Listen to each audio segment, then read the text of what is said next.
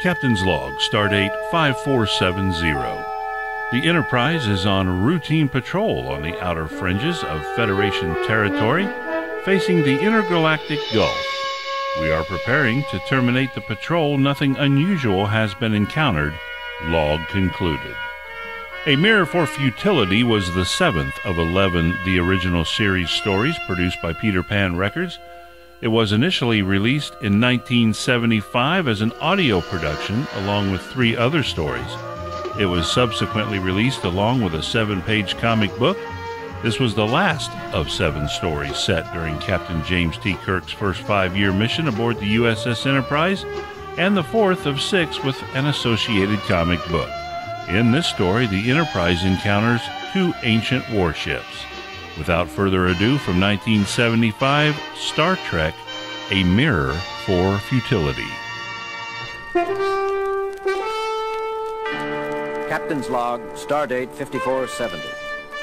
The Enterprise is on routine patrol on the outer fringes of Federation territory, facing the intergalactic Gulf. We are preparing to terminate the patrol. Nothing unusual has been encountered. Log concluded.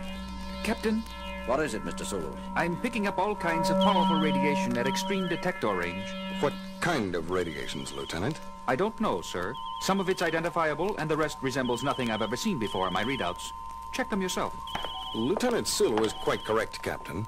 The concentration of violent energies is extraordinarily intense. It resembles no natural phenomenon. Heading, Mr. Sulu? 308, 6 degrees, 000. Range? Range, Mr. Sulu. Closing, Captain, but the disturbances are so violent, I can't say for certain. 2 centers, possibly more, are involved. Very well. Change course to intercept. Lieutenant Uhura, sound yellow alert. Aye, Captain. Bridge to engineering. Engineering, Scott here, Captain. Scotty, we're heading for a violent energy disturbance of as yet unidentified origins. We may have to do some jumping about. Stand by. Ready back here, sir. Good. Bridge out. Range is still considerable, sir.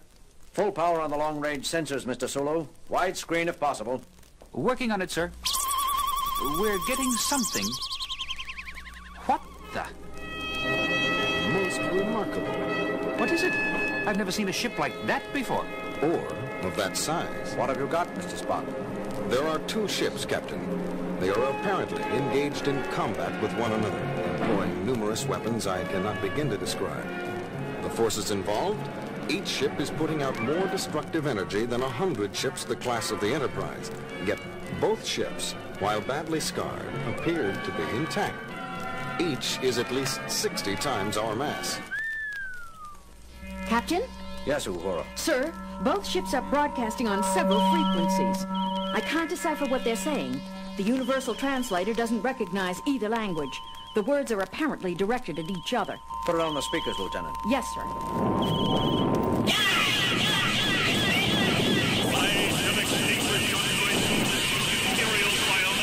Lower the volume. Keep it on the speakers, Lieutenant. Mr. Spock, how are you coming with identification? Nothing in records yet, Captain. Still processing. Intruder, identify thyself. Uhura, give me a reply frequency. Ready, Captain. This is Captain James T. Kirk of the USS Enterprise. Who are you? Where do you come from? What dost thou represent? The United Federation of Planets and its allied peoples. I repeat, who are you? I am the Red Worm, 333rd Super Dreadnought of my class, built by the unified Dre peoples. There is nothing in my computer banks of a United Federation. Therefore, I must assume you are unneutral. For God's sake, Jim, confirm that we are neutral. It has been assumed, Doctor. Didn't you hear? Yes, but I don't want that thing to forget it. That's the biggest warship I ever saw. Except for the one it's fighting, of course. What ship? What ship? Identify yourself immediately! Uhura, did we just do that? This is a different frequency, Captain. The call is coming from the other ship. This is James Kirk, commanding the USS Enterprise, United Federation of Planets. We are a neutral. Impossible! I, renderer of the next empire, have declared that all who are not allied with me are friends of the unmentionable Dre peoples! Sorry, but we really are neutral. We have nothing to do with either the Dre peoples, as you call them, or the Nax Empire. Spock, what have you got on those 2 stealth stellar civilizations. I've never heard of either of them. Working on it, Captain.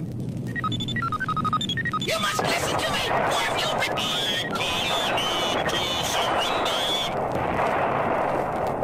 surrender. Signals have faded out, Captain. They appear to have forgotten us already. They're fully occupied trying to destroy each other. And I have information on both groups. What is it, Spock? Where are they? They are no longer anywhere, Captain.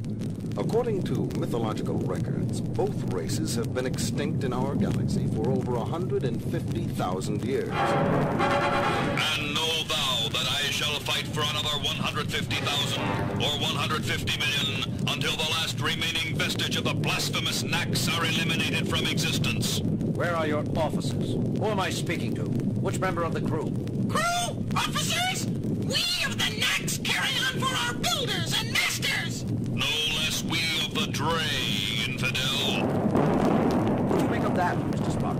I think there can be no doubt, Captain, as there is nothing in the records to indicate that either race was immortal. We must surmise that the crews of both ships have been dead for at least 150 millennia, and the war has been carried on all this time by the computer minds of these two ships. Incredible. Well put, Doctor. Both ships have apparently survived on their own initiative, continuing to carry out the last orders of their living masters, repairing themselves, modifying their own structure, constantly developing new weapons and new defenses, each hunting for a crucial advantage over its opponent. Yet it seems they are evenly matched. All very interesting, Mr. Spock, but at the moment I'm more concerned about their present course. If they keep traveling the direction they are now, they'll enter densely populated Federation space within a few days. They've elected to regard us as neutral. For now. They may not treat other Federation shipping, or Federation worlds, so politely. Uhura, give me dual broadcast frequency for both vessels. Ready, sir. Enterprise to combatants. Enterprise calling combatants. Listen, you two. You can reduce each other to Masons if you want. But can't you do it somewhere else? You are headed... A challenge!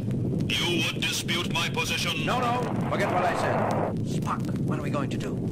These two are so involved with each other, they've lost the ability to trust anyone else. But we have to turn them somehow. Maybe if we could discover the reason behind the fighting, we could mediate for them, Jim. Didn't you hear the insults they threw at each other, Bones? After 150,000 years, Doctor, I doubt that either ship recalls what the war was originally fought over. That's usually the case with most wars which last more than a few months. Still, we have to do something. Jim, how about taking sides, joining up to help one ship defeat the other? Too risky, Bones. We know nothing of either the Dre peoples or the Nax Empire.